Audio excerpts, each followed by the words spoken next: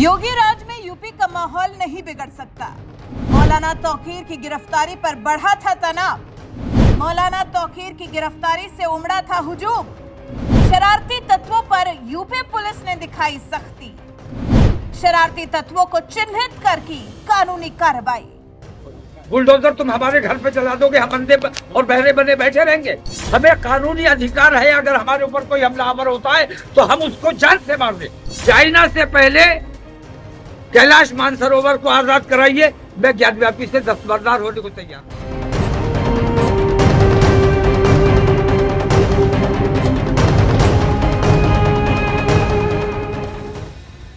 इत्तेहाद मिल्लत council प्रमुख मौलाना तौकीर रजा ने 5 दिन पहले ही गिरफ्तारी का ऐलान कर दिया था।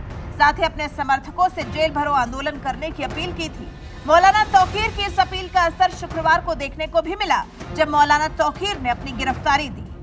उत्तर प्रदेश के ज्ञानवापी मुद्दे पर आईएमसी प्रमुख तौकीर ने शुक्रवार को गिरफ्तारी तो दे दी। कुछ लागू कर दीजिए, अब आपकी कोई बात नहीं सुनी जाएगी, कोई बात नहीं मानी जाएगी। सीए लागू करने के बाद आप जो काम करने वाले हैं, हम उसको पहले करने के लिए तैयार हैं। आप हमारी आज़ादी पर हमला करना चाहते हैं, हम खुद गिरफ्तार होने के लिए तैयार हैं।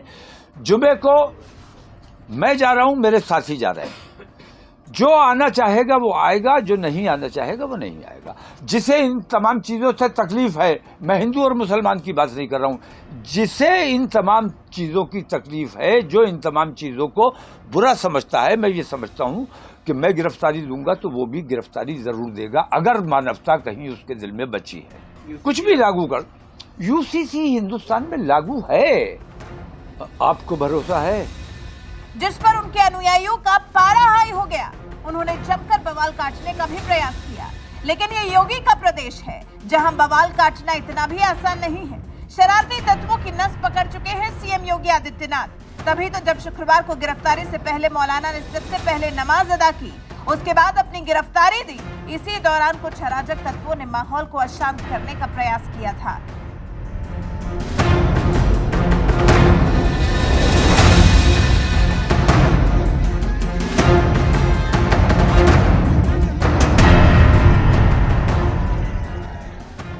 लेकिन पुलिस ने समय रहते स्थिति को नियंत्रण में ले लिया था।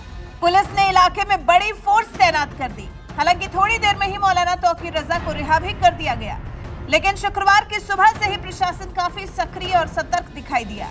25 लोगों को नोटिस भी जारी किए गए थे। चप्पे चप्पे पर सुबह से ही फोर्स को तैनात कर दिया गया था। कुछ बाजारों को भी बंद कर दिया गया था।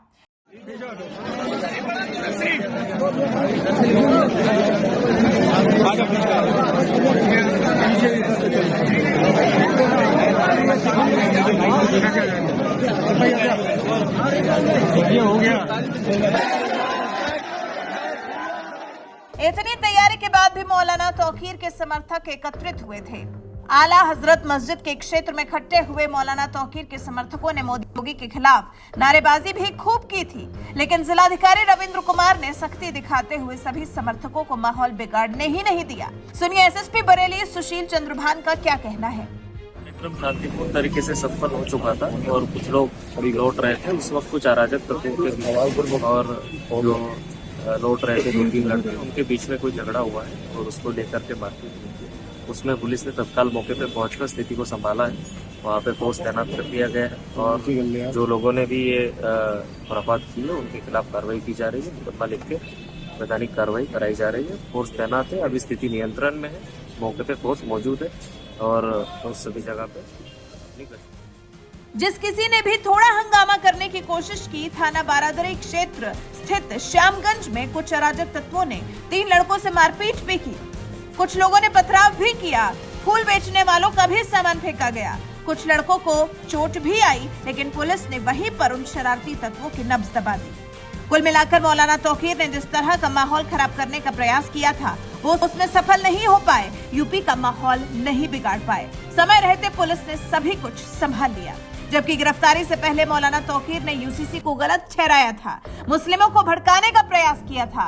मौलाना तौकीर ने कहा था, देश में पहले से ही यूनिफॉर्म सिविल कोड लागू है। हमारे जितने भी मुद्दे कोर्ट जाते हैं वो यूसीसी के तहत होते हैं, मुस्लिम पर्सनल लॉ बोर्ड के तहत नहीं होते। ये तो हमारे साथ सरासर बेईमानी है।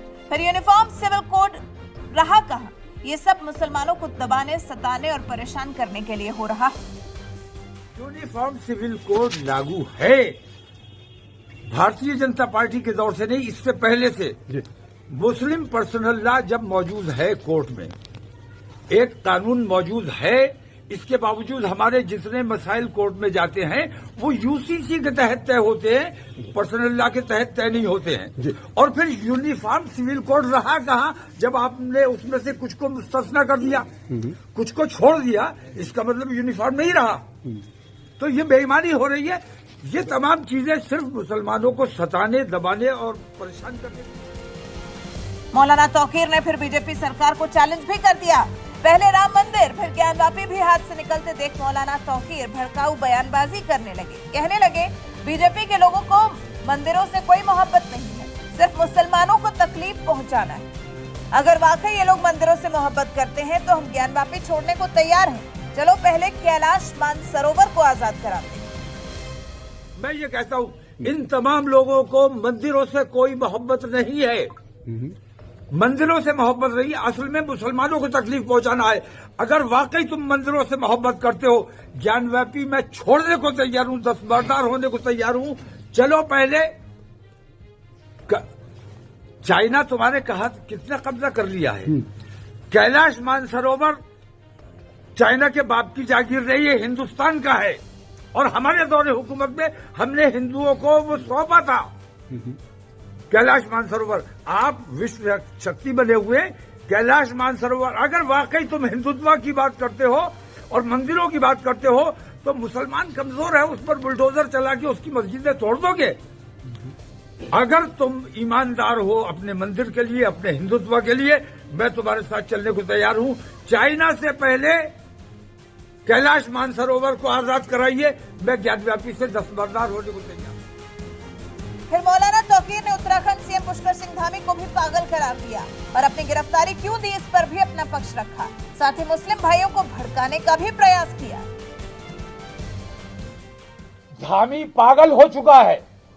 उसने ये देखा कि नरेंद्र मोदी ने जब वो मुख्यमंत्री हुआ करता था तब उसने गोधरा कांड कराया, फसाद कराया, मुसलमानों का कत्लेआम कराया, प्रधानमंत्री बन गया।